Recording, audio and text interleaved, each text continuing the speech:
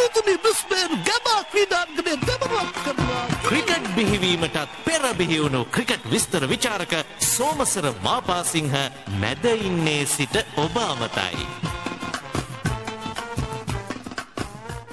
සෝමන මැද ඉන්න වාඩි වෙලා තියෙනවා. මොකද? මැද ඉන්න වාඩි වෙලා තියෙනවා. එයි නෑ මැද ඉන්නේ සිට ඔබ අමතයි කියන්නේ. ඔයාට දන්නේ නැහැ අපි දාගන්න. ඔය පස්සේ ගන්නකො. දැන් හොඳ වෙයි. ඕස්ට්‍රේලියාව බලා පිටත් වී තිබෙනවා අපේ කණ්ඩායම. දැන් මේ කණ්ඩායමේ මේ තුන් ඉරියව් ක්‍රීඩකයෝ අඩුයි සෝමස. මොකද්ද මේකට කරන්නේ මට? තුන් ඉරියව් කියන්නේ ලේනුද ගියේ? නෑ නෑ මට. තුන් ඉරියව් ක්‍රීඩකයෝ. ඔතන මා සිතනවා මෙහෙම තාසු. දැන් උට රුවන් කල්පගේ. උපුල් චන්ද ගන්න පුළුවන් අපිට. ඔයි ඩයස්. තාමික මහත්තයා අපිට ඒගොල්ලෝ ගන්න අසංක ගුරුසිංහ. තාමික මහත්තයා දන්නු දැන් ඕස්ට්‍රේලියාවේ ඉන්නේ අපිට ගෙන්න ගන්න පුළුවන් මැච් එක. කොමස් කලුවිතාන කෙටියන පන්දු දුප්පාර ගන්න තරම් සමතෙක් මා දකින්න. මගේ මතකෙදී බම්වා. තුන් ඉරියව් ක්‍රීඩකයෝ දිහා බෝල් දැම්මද ඒ කාලේ. ඒ විකටේ පිටපස්සෙන් බෝල් වල දානවා. කුමාර ධර්මසේන. දත්තාම තාමික මහත්තයා තුන් ඉරියව්ත් නෙමෙයි හිටේ හා ගිහිල්ලා. සිව් ඉරියව්. අය කියන්නේ නිදා ගන්නවා හිට ගන්නවා ඇවිදිනවා. නෑ. ඒ බෝල් කරනවා බැට් කරනවා ෆීල්ඩින් කරනවා අම්පයර්ස් කරනවා. සිව් ඉරියව්. යෝදා ගන්න පුළුවන් අපේ තරගේ දෙයක් ගන්න සදා. මේ මම රිටයර් වෙලා ඔක්කොම ක්‍රිකට් ගහපු ඉවර වෙච්ච කට්ටිය තමයි ගෙන්නන්නේ. නරකද? නරකද. මට කියන්න දැන් කැංගරුවන් ඉදිරියේ මහේල කොහම හැසිරෙයිද කියලා. මොනවා කරද මහේල කැංගරු ඉස්සරහා ගිහින්. පොරි දාන්නද කැංගරුවන්?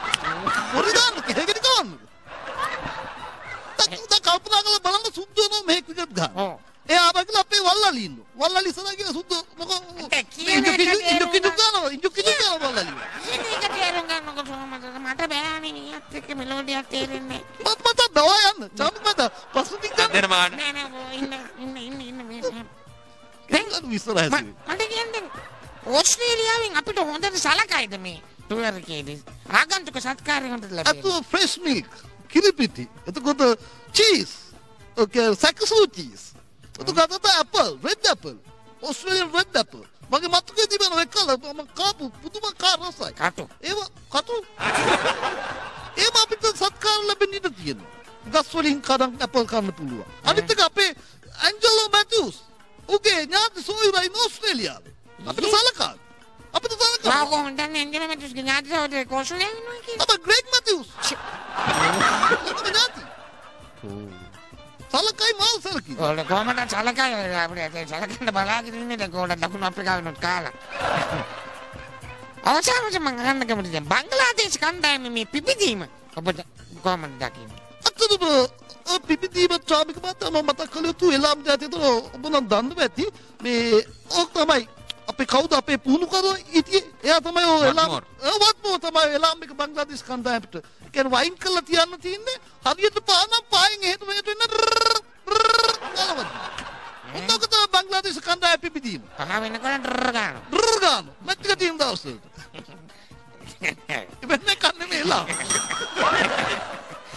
වදිනවා බංග්ලාදේශ කණ්ඩායම නැගිටිනවා. ඒක තමයි මම ඒක නෙවෙයි කියන්නේ මේ එලාම් කඩම. දැන් බංග්ලාදේශයේ ගිය කොඩේව් කණ්ඩායම පරාජයට පත් වෙනවා දිගටම. ඒක තමයි කියන්නේ. දැන් බංග්ලාදේශ කණ්ඩායම එලාම්ක තියාගන්නවා හොරෙන් ගිහලා වෙස්ට් ඉන්ඩීස්ලාගේ එලාම ඕෆ් කරනවා. මැච් තින 10 තුන 9:55 තමයි නැගිටින ස්කේල් එකම යතුතුවක් ෆ්ලැට් දාන්න නැතුව ඉන්නේ. එතකොට දිහා විකාරෙන් වගේ ඇවිල්ලා 9:50 මැච් එක තියෙනවා. ඩට් මදින්නේ නෑ මේ කවුණු කට කියලා පෙරාගෙන give me a middle stump කියලා අම්පයර් වැටෙනවා. කටේ ගන්න.